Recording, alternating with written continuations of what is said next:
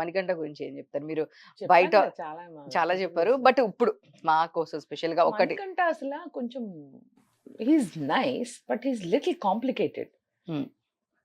తనేంటో ఇప్పటికి బయటకొచ్చినాక కూడా చాలా మందికి అర్థం కావట్లేదు.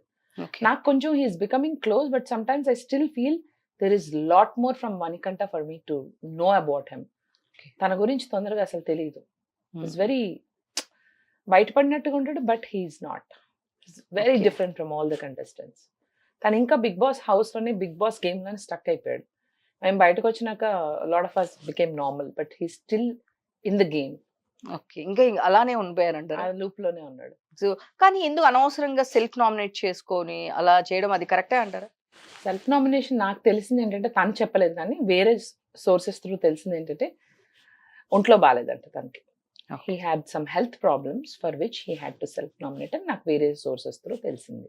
అందుకని తను చేసుకున్నాడని తెలిసింది. He couldn't take that pain. Okay. ఆ health problem he cannot tell కదా! యెస్. యెస్.